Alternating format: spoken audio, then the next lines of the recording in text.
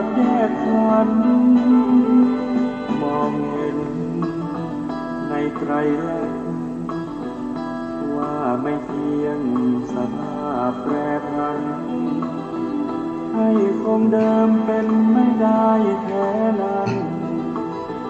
วิปัสสนาเกิดพุทธชนทุกท่านอริยสัจสร้างสรรค์คือธรรมราชา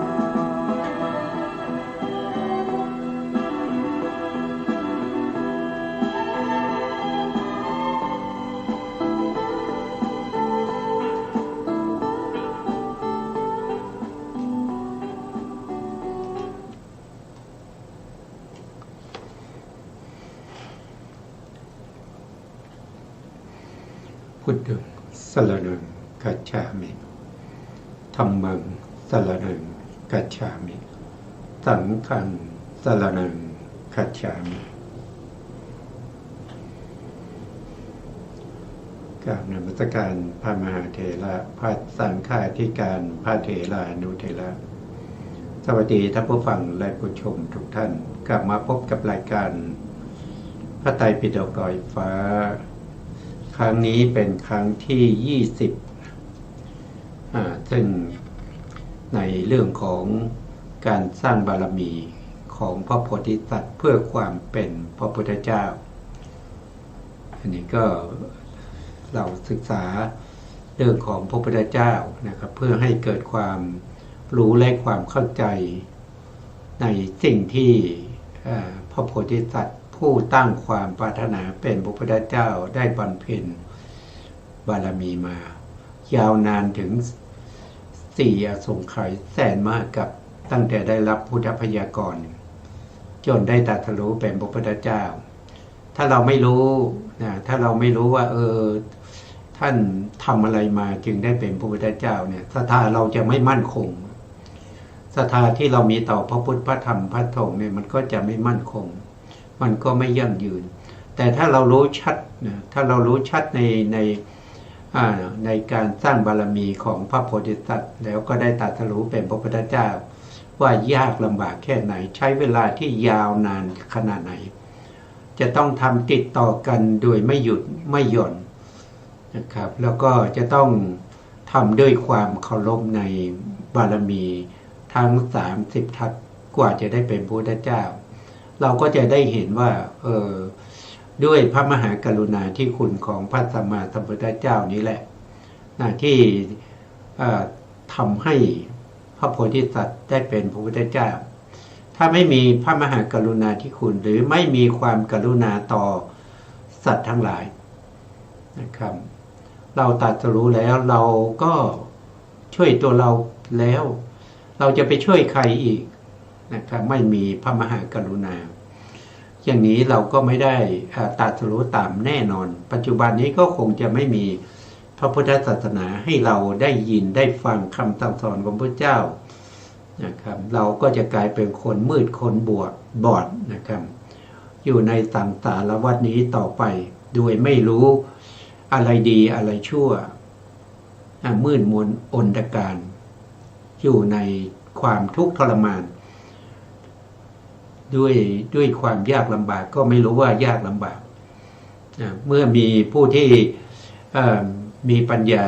เข้ามาแนะนำเข้าม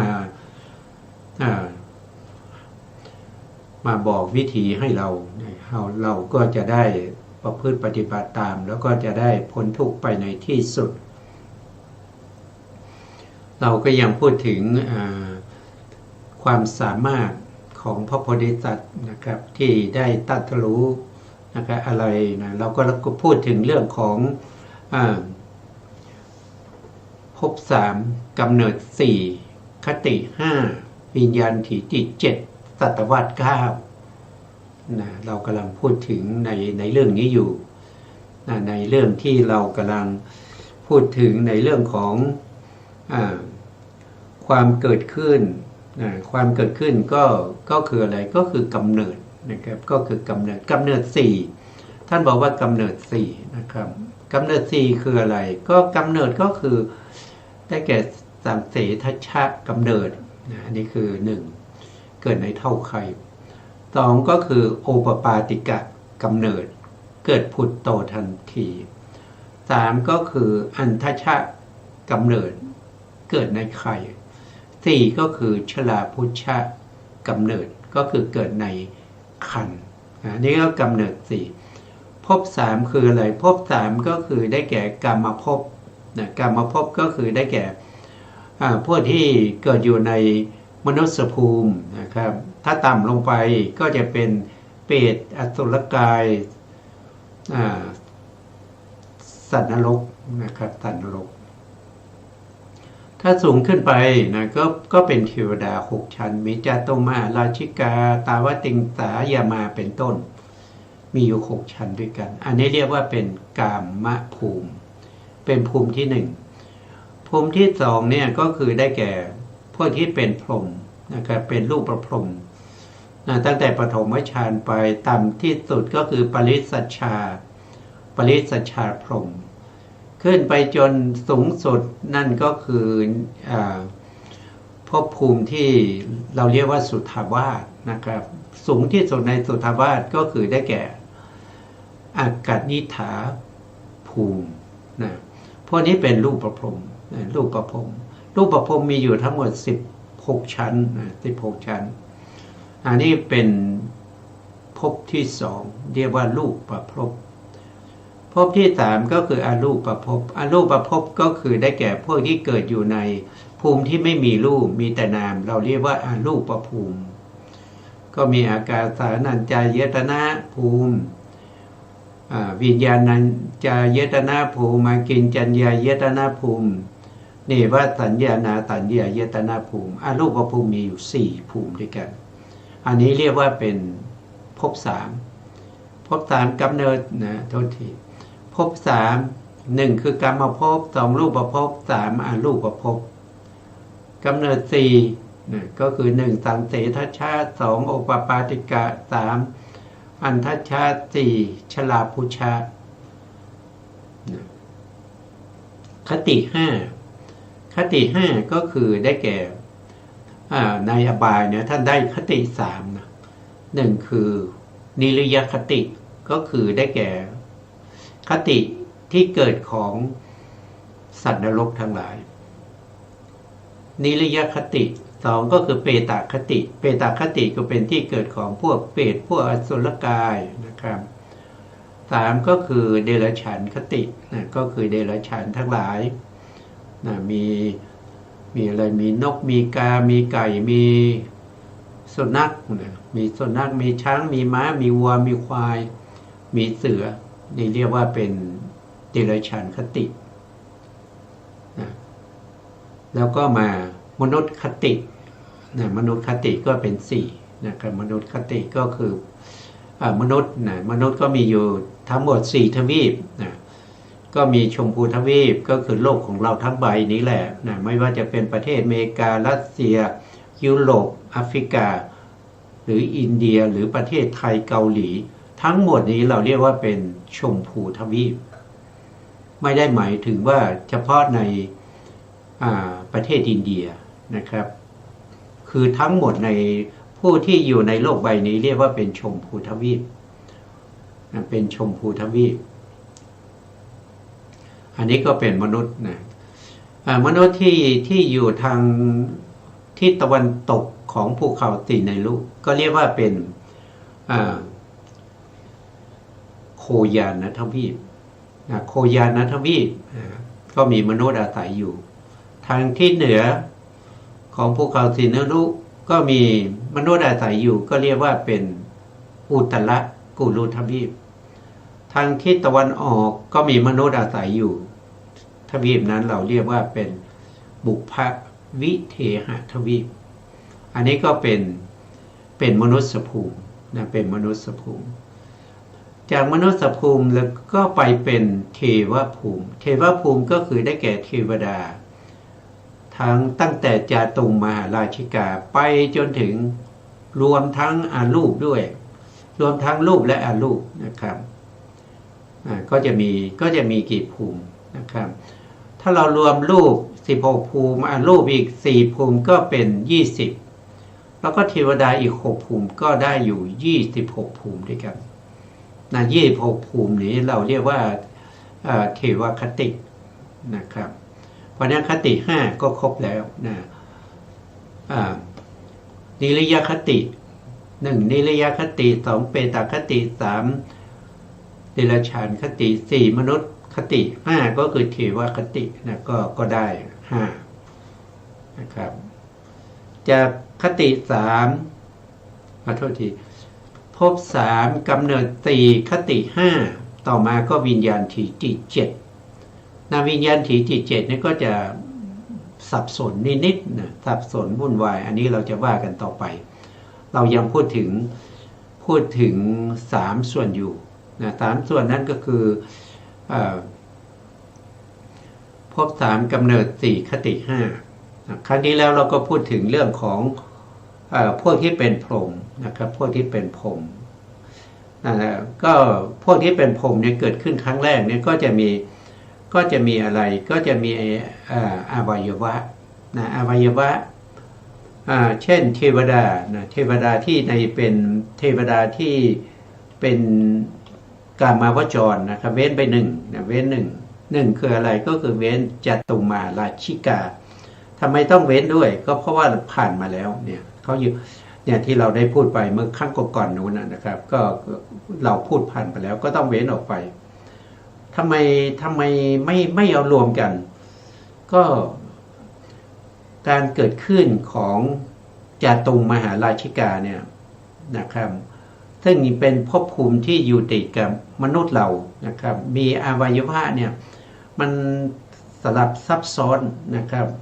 กว่าพวกที่เป็นโอปปาติกะนะโอปปาติกะพวกที่เป็นเทวดาตั้งแต่ชั้นดุสิตโดยที่ชั้นดาวดึงส์หรือตาวติงสาขึ้นไปจนถึง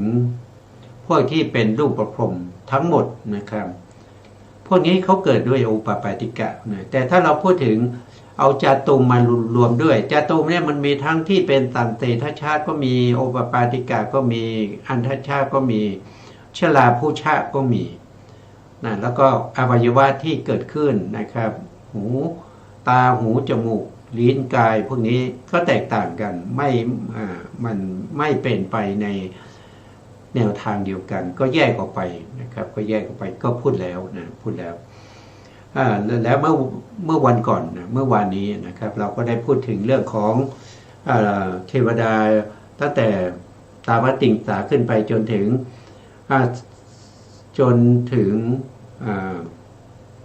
อากนิฐาภูมินะครับอากนิฐาภูมิซึ่งเป็นรูปภูมินะก็มีกำเนิดอย่างเดียวนะครับมีโอปปาติกะกำเนิดอย่างเดียวนะครับพวกเทวดาเว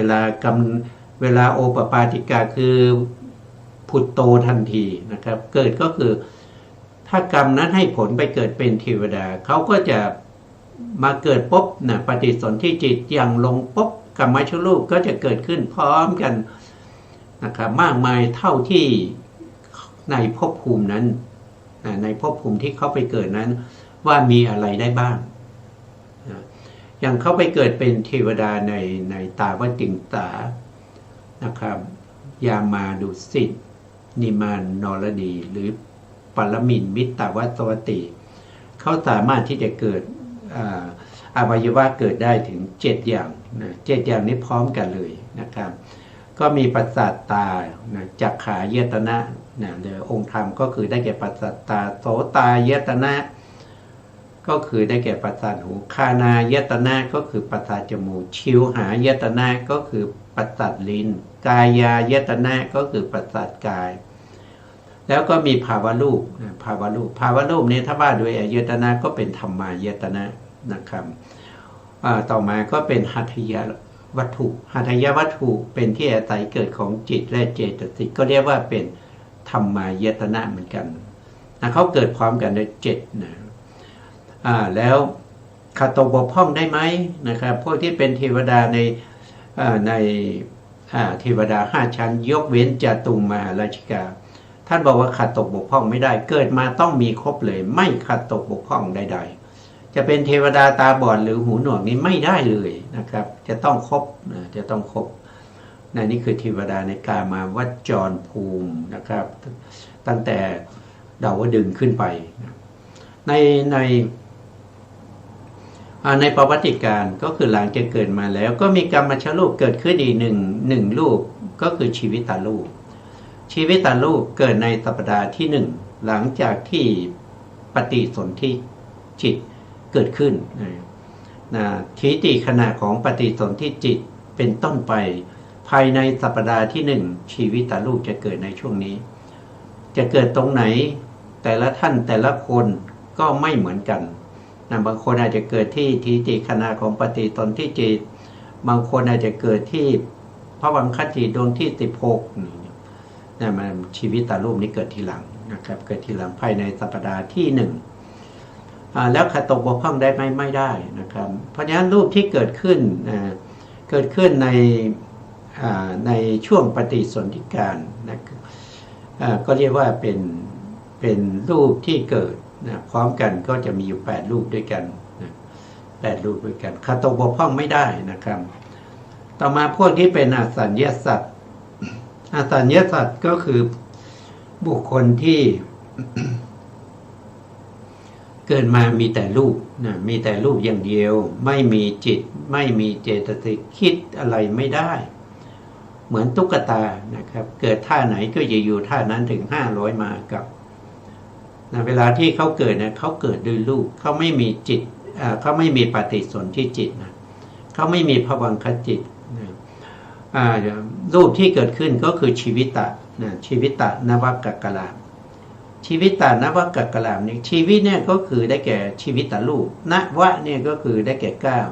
กะลาบก็คือรูป9รูปนะครับที่มารวมกันเป็นกลุ่มเดียวกันเรียกว่าเป็นกะลาบ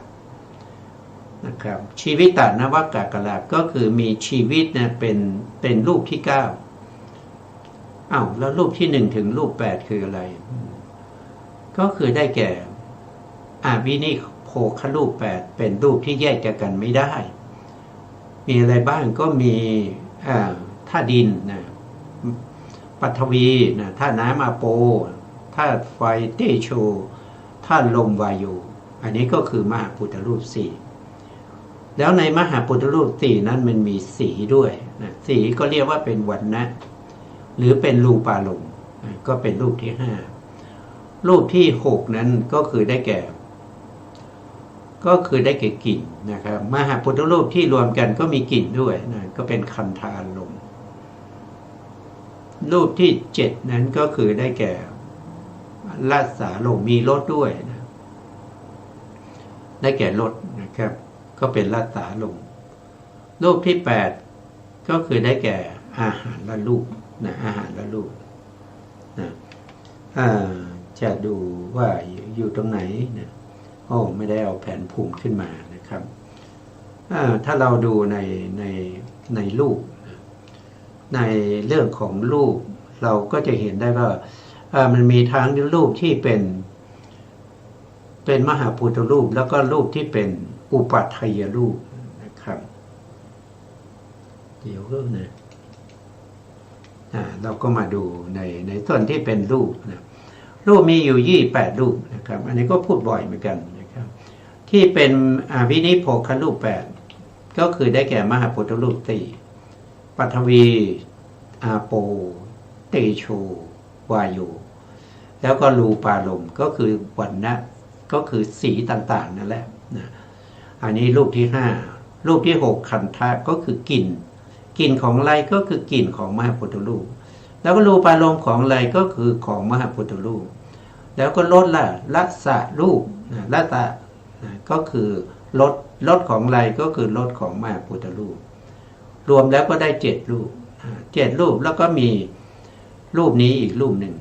รูปนี้คืออะไรก็คืออาหารและรูปรวมก็เป็น8รูปก็เรียกว่าเป็นวินิโภครูป8วินิโภครูป8เมื่อวินิโภครูป8เกิดขึ้นแล้วก็มีชีวิตตารูปอีกรูปหนึ่งชีวิตตารูปอีกรูปหนึ่งมารวมด้วยก็เป็นนวกักกะลาก็คือเป็นรูปที่9เป็นรูปที่9 ชีวิตอยู่ตรงไหนเอ่ยชีวิตตารูปก็จะชีวิตตารูปก็อยู่ตรงนี้ชีวิตตารูปเพราะฉะนั้นจะมีอยู่9รูปนะครับอสัญญาสัตว์นะครับเกิดด้วยรูปที่เกิดมีอยู่9รูปมหาพุทธรูป4รูปารมณ์คันธารมณ์รสารมณ์อาหารแล้วก็ชีวิตตารวมกันเป็น9รูปไม่ใช่9รูปธรรมดาอันนี้คือรวมกันแล้วนับแล้วไม่นับอีก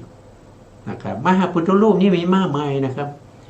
ของแต่ละกะลาบนะครับชีวิตตานวกะลาบอันที่1ชีวิตตานวกะลาบอันที่2อันที่3รวมกันจนสามารถที่จะเป็นอสัญญาสัตตภูมิเป็นคล้ายๆตุ๊กตาไม่มีชีวิตโทษทีไม่มีนามธรรมมีแต่รูปธรรมนะครับอันนี้ไม่ใช่เพียงแต่เขายกตัวอย่าง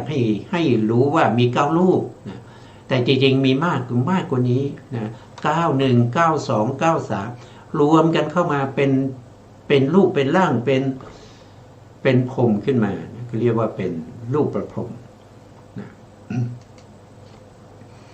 มาชีวิตตารูปเกิดในปฏิสนธิการนะครับขาดตกบกพร่องไม่ได้นะเพราะวัติการไม่มีรูปใดๆเกิดขึ้นอีกแล้วนะแล้วก็ไม่มีอะไรขาดตกบกพร่องนะครับตลอดชีวิตมีอยู่รูปเดียวนะครับอันนั้นคืออะไรก็คือชีวิตตานวกะลานะครับขาดตกบกพร่องไม่มีนะในอสัญญาสัตว์แล้วโอปปาติกาที่เป็นพรหมนะรูปประพรหม15นะรูปประพรหม15รูปประพรหม15ก็ได้พูดไปเมื่อครั้งที่แล้วนะครับ15คืออะไรเราก็มาดูนะครับพูดอีกทีนะปฐมฌานเนี่ยมีอยู่3นะครับมีปริสัชชาปุโรหิตามหาพรหมนะชั้นที่2ทุติยฌานภูมินะครับก็มี3เหมือนกันมีปริตตาภาอัปปมานาภาอภัสรา อันนี้อยู่ในชั้นที่2ทุติยฌานภูมิก็จะมี3ภูมิรวมกับปฐมฌานอีก3ก็เป็น6นะครับตติยฌานภูมิอีก3นะครับก็คือปริตตาสุภาอัปปมานะสุภากินหาเนี่ยก็เป็นภูมิที่อยู่ในชั้นที่3เรียกว่าตติยฌานภูมิรวมกันก็เป็น9ภูมิแล้วนะ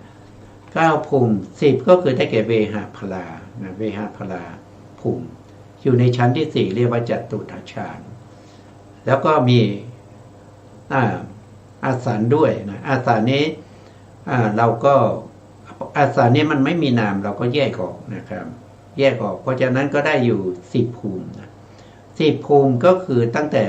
ปฐมฌานทุติยฌานตติยฌานแล้วก็รวมกับเวหาพลาก็เป็น10ภูมิ10ภูมิในจตุทัชฌานภูมินี้มีอยู่7ภูมินะครับมีอยู่7ภูมินะ7ภูมิเนี่ยเราเว้นอาสานไป1ก็เหลือ6นั่นคืออะไรก็คือเวหาพลาบวกกับสุทธาวาสภูมิ5นะพวกนี้นะเป็นที่เกิดของพระอนาคามีผู้ที่มีอินทรีย์อย่างใดอย่างหนึ่งแก่กล้าก็จะมาเกิดในสุทธาวาสภูมิรวมแล้วก็เป็นทั้งหมด15ภูมินะเป็นอยู่15ภูมิ15ภูมิก็คือได้เกิดด้วยโอปปาติกะนะครับก็คือ15ภูมินี้เวลาเกิดขึ้นเนี่ยนะครับเขามีอะไรบ้างนะอวัยวะเขามีประสาทตาจักขายตนะประสาทหูโสตายตนะวัตถุรูปอันนี้เป็นอายตนะที่เป็นธรรมายตนะชีวิตรูปก็เป็นธรรมายตนะเพราะในปฏิสนธิการเนี่ยเขาเกิดได้แค่4รูปนะเขาเกิด4รูปอย่างนั้นก็คานะก็คือประสาทจมูกไม่มีนี่ประสาทลิ้นชิวหาก็ไม่มีกายะก็ไม่มีภาวะก็ไม่มีใช่ไหมถูกต้องนะครับเพราะว่าพวกผมเนี่ยเขาไม่มีประสาทจมูกนะเขาดมกลิ่นไม่ได้นะเขาไม่หายใจนะเขาไม่หายใจนะครับเขาไม่ได้อยู่ด้วยลมหายใจนะเขาดมกลิ่นไม่ได้นะครับแล้วก็เขาไม่กินอาหารนะเขาไม่กินอาหารเหมือนพวกเรานะครับเพราะฉะนั้นประสาทลิ้นเขาก็ไม่มีประสาทกายล่ะประสาทกายก็ไม่มีนะเขาไม่ปรารถนาที่จะกระทบสัมผัสกับอารมณ์ที่ ที่เป็นไปในกามนะครับเขาไม่เอาเพราะนี้ประสาททั้งสามนี้ไม่มีแก่พวกพรหมนะทำไมไม่มีก็ว่าประสาททั้งประสาททั้งสามเนี่ยมันเป็นประสาทที่มีโทษมากมีคุณน้อยนะมีคุณเหมือนกันแต่มันมีน้อยนะไม่คุ้มค่าที่จะพวกพรหมจะมาถือเอาประสาทจมูกประสาทลิ้นประสาทกายนะเพราะฉะนั้นพวกพรหมจะไม่มีนะไม่มีแล้วก็ไม่มีภาวะด้วยไม่มีความเป็นผู้หญิงผู้ชายนะครับไม่มีนะครับแต่เขายังมีตานะเขายังมีตาเขายังมีหูทำไมต้องมีตามีหูเพราะว่าตาเนี่ยเป็นอายตนะที่มีคุณนะมีคุณมากนะครับหูล่ะหูก็มีคุณมากทำไมถึงมีคุณมากก็เพราะตาก็สามารถที่จะมองเห็นพระพุทธเจ้านะครับเวลาที่พระพุทธเจ้าอุบัติขึ้นหรือตรัสรู้นะคนใดคนหนึ่งนะครับมาตรัสรู้เป็นพระพุทธเจ้าพวกพรหมก็จะได้เห็นนะครับเพราะว่าการเห็นพระพุทธเจ้านั้นเป็นมงคลการเห็นพระพุทธเจ้านั้นเป็นมงคลพาสัตว์ทั้งหลายให้พ้นทุกข์ได้นะโสตปัสสะประสาทหูก็มีคุณมีไว้ทำไมที่เป็นคุณก็มีไว้ฟังธรรมของพระพุทธเจ้าฟังไปทำไมก็เพื่อความหลุดพ้นไปจากวัฏทุกข์เนี่ยเพื่อความหลุดพ้นไปจากวัฏสงสารนะครับถ้าไม่มีหูจะได้ฟังธรรมหรือเปล่าก็ไม่ได้ฟังธรรมไม่สามารถที่ตรัสรู้ธรรมได้นะครับเพราะพวกพรหมเหล่านี้เขาไม่ได้สร้างบารมีมาเพื่อความเป็นพระปัจเจกจะได้ตรัสรู้เองเขาไม่ได้สร้างบารมีมาเพื่อความเป็นพระพุทธเจ้านะเขาต้องอาศัยคำสั่งสอนของพระเจ้าอาศัยพระพุทธเจ้านะครับเขาถึงจะหลุดพ้นจากวัฏสงสารนี้ได้เพราะฉะนั้นสิ่งสำคัญที่สุดนั้นก็คือเขาต้องมีตาเขาต้องมีหูนะมีตาไว้ดูพระพุทธเจ้าดูอย่างปัจจุบันนี้นะก็ดูอะไรก็ดูพระไตรปิฎกนะครับที่เขาที่เขาจารึกไว้ในแผ่นทองบ้างนะในหลักศิลาต่างๆหรือว่าจะดูจากในหนังสือนะครับนะต้องใช้ตานะครับแล้วก็ได้เห็นพระพุทธรูปนะได้เห็นพระเจดีย์นะได้เห็นต้นโพได้เห็นสิ่งต่างๆที่พระพุทธเจ้าได้เคยใช้สอยสิ่งเหล่านี้เราจะเรียกว่าเป็นอุเทสิกะเจดีย์เสมือนพระพุทธเจ้านะครับต้นโพที่พระพุทธองค์เคยใช้ในการนั่งตรัสรู้นะครับหรือพระพุทธรูปนะครับก็เป็นตัวแทนของพระพุทธเจ้าหรือว่าพระธรรมทั้งหลายพระไตรปิฎกทั้งหลายก็เป็นตัวแทนของพระพุทธเจ้านะอันนี้ก็เป็นเขาเรียกว่าเป็นอุเทสิกะเจดีย์ที่เขา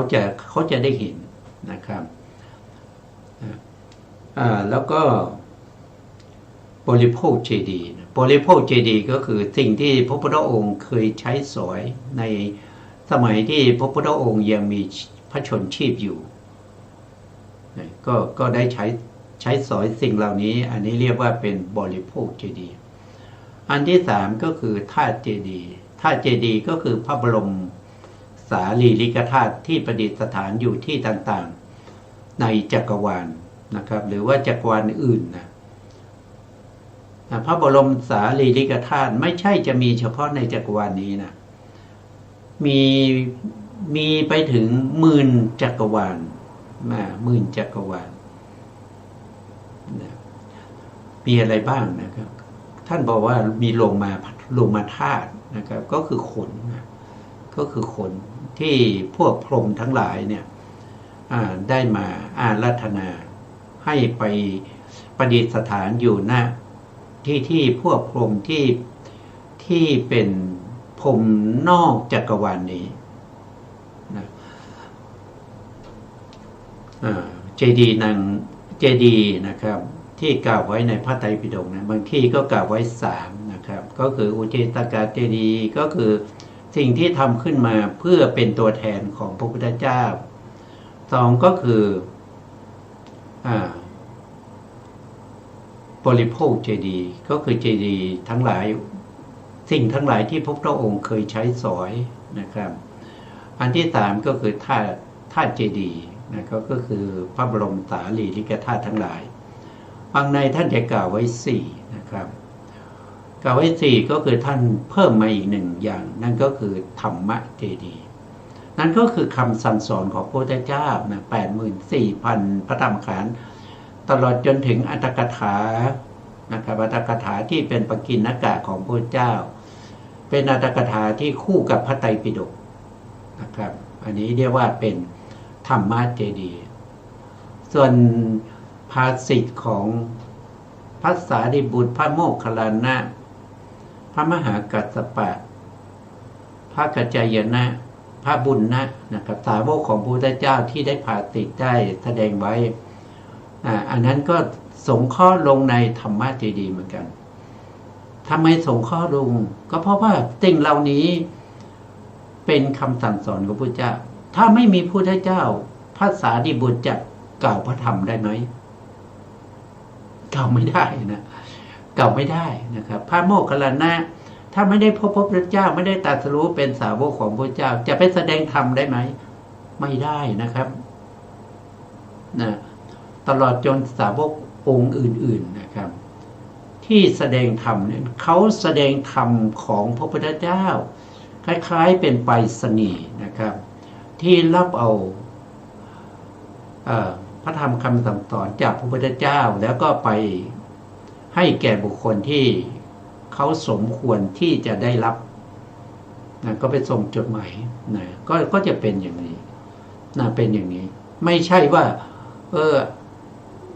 พระไตรปิฎกเชื่อถือไม่ได้นะครับแล้วอะไรเชื่อถือได้นะคุณนับถือพระพุทธเจ้าหรือเปล่านะครับถ้านับถือพระพุทธเจ้าก็คงไม่กล้าที่จะกล่าวว่าพระไตรปิฎกเชื่อถือไม่ได้นะครับนะอันนี้ก็พระพุทธองค์ได้ตรัสไว้นะครับว่าพระพุทธศาสนาจะเสื่อมหรือว่าจะสูญหายเนี่ยบุคคลภายนอกเนี่ยไม่สามารถที่จะทำให้พระพุทธศาสนาเสื่อมแล้วก็พระพุทธศาสนาเนี่ยหมดไปอันตรธานไปได้นอกจากบุคคลที่มันแฝงอยู่ในพระพุทธศาสนานี้นะครับเช่นบวชเป็นพระภิกษุแล้วก็ไม่เอาศีลที่พระพุทธเจ้าบัญญัติไว้ไม่เอาคำสั่งสอนของพระพุทธเจ้านะครับอย่างนี้มันเป็นศาสนาไหนมาบวชมาแอบอยู่ในพระธรรมแอบอยู่ในศาสนาของพระพุทธเจ้านะครับนะอันนี้ก็มีมากมายนะครับปัจจุบันนี้ก็มีมากมายนะอยู่ที่ไหนก็อยู่แถววัดนี่แหละนะอันนี้เป็นตัวสำคัญนะครับที่จะทำลายพระพุทธศาสนาไม่ใช่บุคคลอื่นนะพระพุทธองค์ตรัสไว้ว่าไม่ใช่คนนอกพระพุทธศาสนาที่จะทำลายพระพุทธศาสนาได้ก็คืออุบาสกอุบาสิกานะครับหรือว่าภิกษุภิกษุณีที่อยู่ในพระพุทธศาสนาเลยที่จะทำลายคำสั่งสอนของพระเจ้าในปัจจุบันก็เห็นชัดนะครับก็เห็นชัดอันนี้ก็ผ่านไปนะผ่านไปตอนนี้เราก็รู้แล้วว่าพวกโพมเนี่ยเขาไม่มีประสาทจมูกนะเขาไม่มีประสาทลิ้นเขาไม่มีประสาทกายนะครับเขามีประสาทอยู่2อย่างนะครับนั่นก็คือประสาทตากับประสาทหูนะครับใช้ในการฟังธรรมของพระพุทธเจ้าใช้ในการดูพระพุทธเจ้านะดูพระพุทธเจ้าที่อุบัติขึ้นหรือว่าดูพระอริยสาวกนะครับที่ท่านปฏิบัติตามคำสั่งสอนของพระพุทธเจ้าแล้วก็ได้ตรัสรู้เป็นพระอรหันต์นะครับตามพระพุทธเจ้าเพราะฉะนั้นเขาจึงมีตากับมีหูเท่านั้นนะไม่มีประสาทจมูกไม่มีประสาทลิ้นแล้วก็ไม่มีประสาทกาย อันนี้ก็เราก็พูดถึงเรื่องของรูปที่ในปฏิสนธิการแล้วก็ปวัติการแต่ละภพแต่ละภูมินะครับเกิดได้เท่าไหร่ขาดตกบกพร่องได้เท่าไหร่นะครับมีเท่าไหร่อันนี้เราต่อไปเราก็จะพูดเราก็จะไปดูว่าพวกนี้มาจากไหนนะครับผมมาหมายเองหรือมาพูดเองหรือไม่ใช่นะครับอันนี้มีในพระอภิธรรมนะพระอภิธรรมนะครับแล้วก็ไม่มีในหลักสูตรที่เขาเรียนศึกษาเล่าเรียนกันด้วยนะครับในอภิธรรมเราก็มาดูนะครับอันนี้ก็มาจากหนังสือหลักสูตรหนังสือหลักสูตรในการศึกษาพระอภิธรรมของอชวนะครับหรือว่าวิไลอภิธรรมโชติกะวิไลนะอภิธรรมโชติกะวิไลนะครับแล้วก็มันหลักสูตรนี้นะครับเอามาจากไหนก็คือเอามาจากอภิธรรมมัทธตังคหะที่พระอนุรุทธาจารย์ท่านได้รจนาแล้วก็มีในบางที่ก็มาจากอัตถกถาบางอย่างก็มาจากพระไตรปิฎกนะครับรวบรวมมาเพื่อให้ผู้ที่สนใจในเรื่องของพระพุทธศาสนาได้ศึกษาทำความรู้ความเข้าใจเพื่อจะละมิจฉาทิฏฐิละความเห็นผิดทั้งหลายอันนี้ท่านก็แสดงถึงรูปที่เกิดขึ้นในปฏิสนธิการเรามาดูตารางเนี่ยที่ท่านแสดงไว้ตารางที่1นะครับแสดงความเป็นไปแห่งรูปวิถีที่เริ่มตั้งแต่ปฏิสนธิการเป็นต้นไปปฏิสนธิการในที่นี้นะท่านพูดถึงรูปอะไรบ้างนะครับเราก็มาดูว่ากรรมชรูปเนี่ยท่านพูดถึงกรรมชรูปท่านพูดถึงจิตตชรูปท่านพูดถึงกรรมปัจจยะอุตุกลามนะครับก็คือกรรมปัจจยะอุตุชรูปนั่นเองนะครับแล้วก็จิตตปัจจยะอุตุชรูปอุตุปัจจยะอุตุชรูปอาหารละชรูปนะครับอันนี้เป็นรูปที่ท่านพูดถึงนะครับก็มี4สมุฏฐานนะที่เราถ้าเห็นแล้วก็จะมี4สมุฏฐานก็คือรูปที่เกิดจากกรรมเรียกว่ากรรมชักกะละอันนี้คือรูปที่เกิดจากกรรมชักกะละรูปที่เกิดจากจิตมีจิตเป็นสมุฏฐานก็เรียกว่าจิตตชักกะละนะครับแล้วก็รูปที่เกิดจากอาหารนะครับก็เรียกว่าอาหารชักกะละแล้วก็มีรูปที่เกิดจากอุตุนะครับรูปที่เกิดจากอุตุนี่มีอยู่3นะ3คืออะไรนะครับในที่นี้นะหมายถึงในที่นี้ในที่อื่นมีมากกว่านี้นะในที่นี้ท่านก็พูดถึงกรรมปัจจยะอุตุชรูปก็คืออุตุนี่หมายถึงความเย็นความร้อนนะครับความเย็นความร้อนที่มีกรรมเป็นปัจจัยก็เรียกว่าเป็นกรรมปัจจยะอุตุชรูปมีกรรมเป็นปัจจัยนะอะไรบ้างนะที่เราเห็นว่ามีกรรมเป็นปัจจัยก็คือได้แก่ยกตัวอย่างง่ายๆก็คือ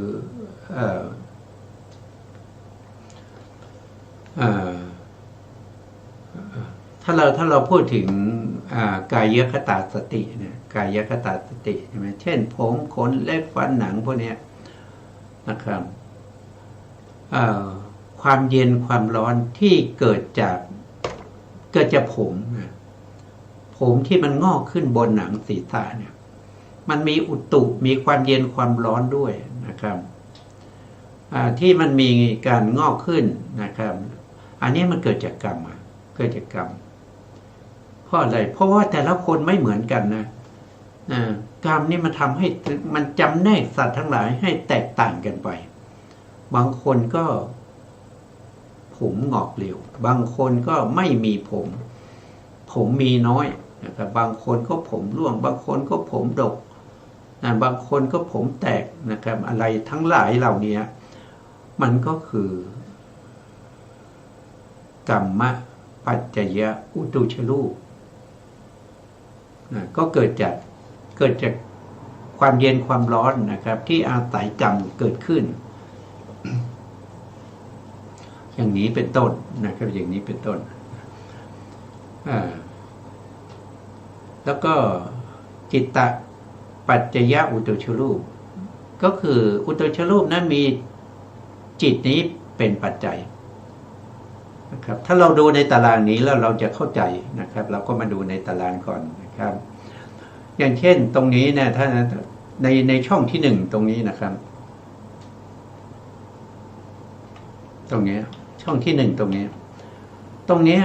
มันเป็นช่วงปฏิสนธิการนะครับนะเป็นช่วงปฏิสนธิการแล้วปฏิสนธิการนั้นมันอยู่ตรงไหนนะครับก็คือตรงอุปาทขณะของปฏิสนธิจิตนะอุปาทขณะของปฏิสนธิจิตท่านบอกว่านะ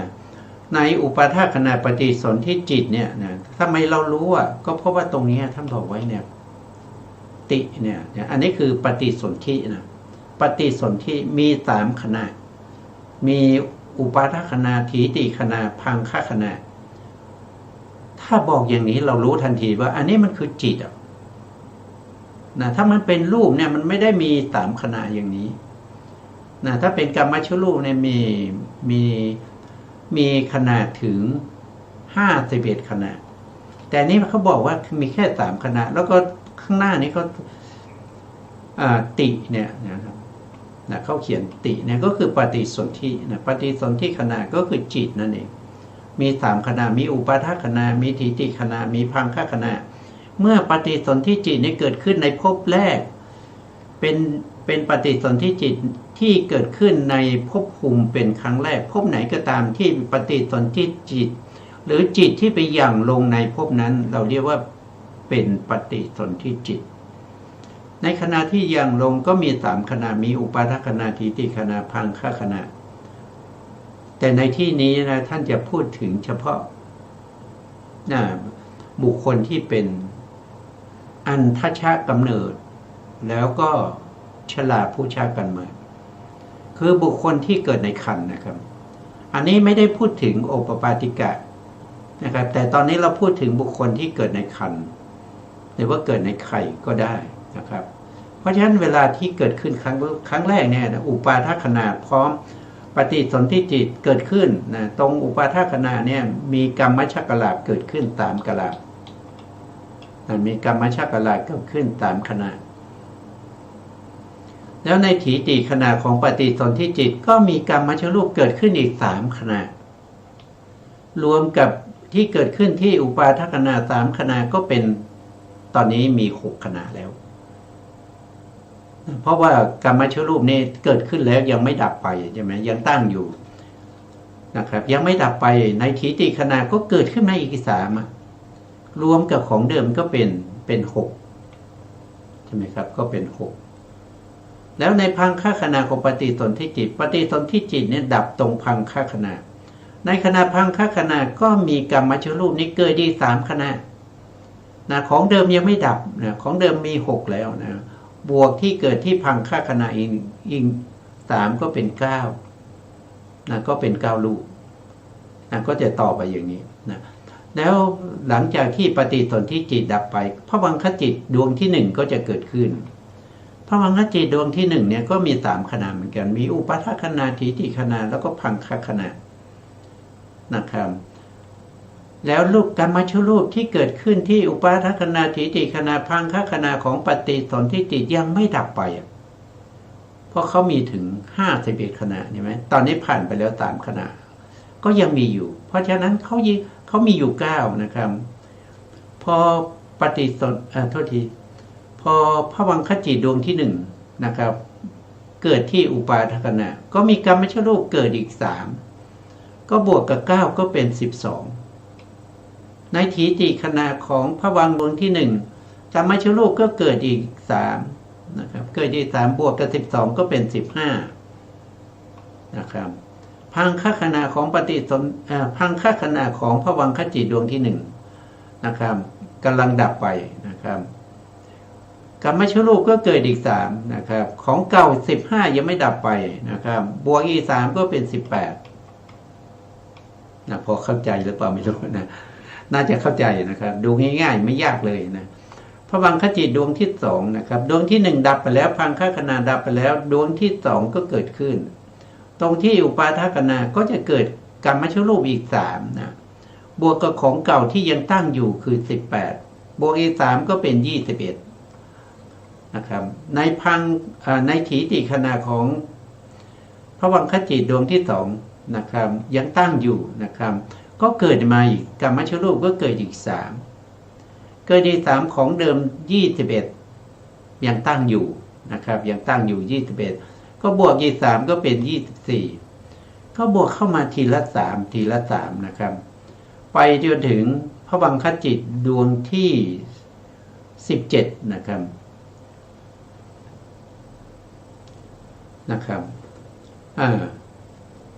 พระวังคจิตนะครับ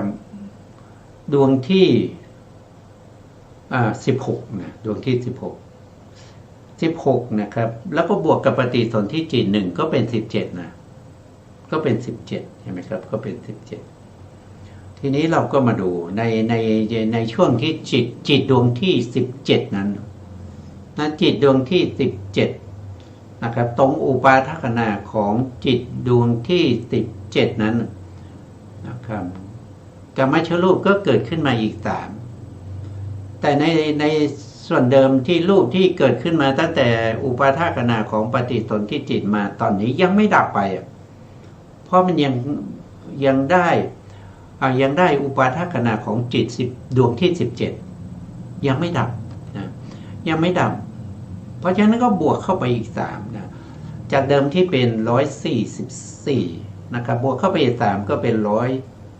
147บวกมาอีก3แล้วก็ในจิตดวงที่17นะในถีติขณะนะถีติขณะเนี่ยรูปที่เกิดตั้งแต่อุปาทขณาของปฏิสนธิจิตมายังไม่ดับไปรวมแล้วก็ได้อยู่เท่าไหร่147บวกเข้าไปอีก3ในถีติขณะก็เป็น150นะครับ150พอมาที่พังคขณะนะครับพังคขณะก็เกิดขึ้นมาอีก3ก็เป็น153นะเป็น153นะตรงพังคขณะเนี่ยนะครับตรงในช่วงนี้นะในช่วงพังคขณะแล้วก็มาในจิตดวงที่18เนี่ยในช่วงนี้ก็จะมีรูปที่ดับไป3นะครับไป3ก็คือรูปที่เกิดที่อุปาทขณะของปฏิสนธิจิตก็จะมาดับลงในช่วงนี้มันดับลงในช่วงนี้เพราะฉะนั้นในช่วงนี้เราก็จะเห็นได้ว่าพระวังคจิตดวงที่16นะในพังคขณะมีอยู่153นะเพราะจิตถัดมาดวงต่อมานะเป็นมโนทวาราวชนะจิตในอุปาทขณะก็เกิดขึ้นอีก3แล้วก็ดับไปอีก3เพราะฉะนั้นก็ยังคงเหลือเท่าเดิมก็คือ153ก็ยังมี153นะครับอันนี้ก็เราก็มาเปรียบเทียบเมื่อเขียนเป็นรูปนะเมื่อเขียนเป็นรูปก็จะได้อย่างนี้นะก็จะได้รูปนี้ขึ้นมานะครับรูปนี้ก็คือตรงนี้เป็นปฏิสนธิจิตนะตรงนี้เป็นปฏิสนธิจิตในปฏิสนธิจิตตรงที่อุปาทขณะตรงนี้นะครับมีรูปเกิดขึ้น3รูปนะ3รูปก็คือได้แก่อะไรก็คือกายทัตตกักกลาภภาวะทัตตกักกลาภวัตถุทัตตกักกลาภพอมาถีติขณะนี้นะครับก็เกิดอีก3นะครับ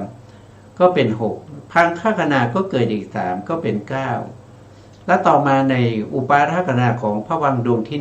1ก็เกิดอีก3นะครับก็เป็น12นั่นก็ไล่ไปเรื่อยๆอย่างเงี้ยนะไปถึงดวงที่17นะจิตดวงที่17เนี่ยกรรมชรูปที่เกิดที่อุปาทขณะของปฏิสนธิจิตเนี่ย อุปาทขณะตรงนี้นะครับเกิดขึ้นแล้วตั้งอยู่ตั้งมาเรื่อยๆจนถึงดวงที่17พอดวงที่17ในพังคขณะตรงนี้นะครับเขาก็จะดับไป3เขาอะไรดับไปก็คือกายทัตตกรามภาวะทัตตกรามแล้วก็วัตถุทัตตกรามที่เกิดที่อุปาทขณะของปฏิสนธิจิตจะมาดับพร้อมกับพังคขณะของจิตดวงที่17อันนี้คือสัพพัญญุตญาณนะครับถ้าไม่มีพระพุทธเจ้าเราไม่รู้เราไม่สามารถรู้ได้นะครับเพราะเราไม่สามารถรู้ได้เราจึงเวียนว่ายตายเกิดมาตั้งแต่อเนกชาติจนถึงปัจจุบันเนี่ยแล้วเรายังจะต้องเวียนว่ายตายเกิดไปอีกยาวเท่าไหร่เราก็ไม่รู้เพราะอะไรเพราะว่าเราไม่รู้การไม่รู้นี่แหละเขาเรียกว่าเป็นอวิชชาเขาเรียกว่าเป็นอวิชชาผู้ที่รู้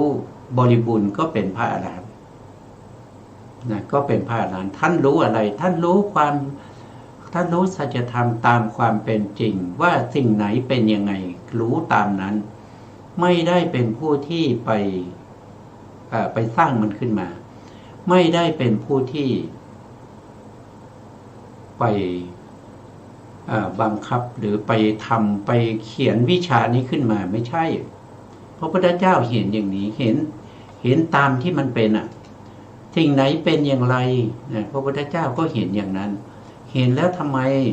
เห็นแล้วก็นำมาบอกมาแสดงให้แก่พวกเรานะครับให้แก่พวกเราให้พวกเราได้รู้และก็เข้าใจนะครับเข้าใจสภาพของความเป็นจริงถ้าเราไม่รู้สภาพเหล่านี้เนี่ยถ้ามีคนมาแต่งตั้งให้เป็นพระอรหันต์เนี่ยท่านภูมิใจไหมเป็นพระอรหันต์ที่ไม่รู้อะไรเลยไม่รู้ว่าปฏิสนธิจิตคืออะไรไม่รู้ว่ากรรมชรูปคืออะไรกรรมชรูปประกอบด้วยรูปอะไรบ้างก็ไม่รู้จิตตชรูปคืออะไรก็ไม่รู้นะครับปฏิสนธิจิตภวังคจิตไม่รู้เรื่องเลยนะครับแล้วเราจะภูมิใจไหมคุณตอนนี้คุณได้เป็นพระอรหันต์แล้วนะภูมิใจมากเลยแต่มีคนมาถามพระอรหันต์เนี่ยตอบอะไรไม่ได้เลยในคำสอนของพระเจ้าเนี่ยตอบไม่ได้เลยตอบได้แต่คำสอนของพวกเดรัจฉีอย่างเงี้ยจะภูมิใจไหมจะสมควรแก่การเป็นพระอรหันต์หรือเปล่ามันก็ไม่สมควรนะครับพระอรหันต์ต้องรู้ตามความเป็นจริงความเป็นจริงนั้นคืออะไรความเป็นจริงคือสิ่งที่พระพุทธเจ้านำมาแสดงมาเปิดเผยให้พวกเรารู้ตามเราเป็นสาวกเรารู้ตามนะครับไม่ใช่คิดเอาเองถ้าคิดเอาเองก็ไม่ใช่ไม่ใช่สาวกของพระพุทธเจ้าต้องเป็นอย่างอื่นนะครับเป็นสาวกอย่างอื่นหรือว่าเป็นศาสดาเองนะครับคิดเอาเองอันนี้เราก็ยังจะต้องพูดกันไปอีกนานนะครับเพราะว่ากรรมชรูปก็ยังไม่จบนะครับมีกรรมชรูปมีจิตตชรูปมีอุตุชรูปนะครับแล้วก็มีอาหารละรูปแล้วก็เป็นไปในคัพพสยกะเป็นไปในสังเสทัชชะเป็นไปในโอปปาติกะทั้งหมดทั้งมวลนั้นก็คือคำสั่งสอนของพระเจ้านะครับท่านรู้ได้ยังไงก็เพราะท่านสร้างบารมีมาจนเข้าถึงอัตตาธนญาณมีอาณาโวรณญาณมีสัพพัญญุตญาณมีพระมหากรุณาสมาปัตติญาณมีอินทริยปโลปริยติญาณมีอาสยานุสยิญาณมีพระมหากรุณาสมาปัตติญาณมียมกะปาฏิหาริย์ญาณจึงนำมาแสดงให้แก่พวกเราให้พวกเรารู้แล้วก็เข้าใจตามครับไม่ใช่ว่าเองนะครับวันนี้เวลาเราหมดแล้วนะ สุดท้ายนี้นะครับก็ขอกราบขอบคุณพระครูสมุทรวิศวัตรวรกิจโจผู้อำนวยการสถานีวิทยุเพื่อการศึกษาพระพุทธศาสนาและวัฒนธรรม FM 104.5 เมกะเฮิรตซ์วัดไฟหินจังหวัดเชียงใหม่และขอกราบขอบคุณพระครูปริยัติยานุตาสขอบคุณท่านผู้ฟังและผู้ชมทุกท่านที่ให้เกียรติติดตามในรายการพระไตรปิฎกลอยฟ้าวันนี้เวลาหมดลาไปก่อนครับพบกันใหม่ในครั้งต่อไปครับสวัสดีครับ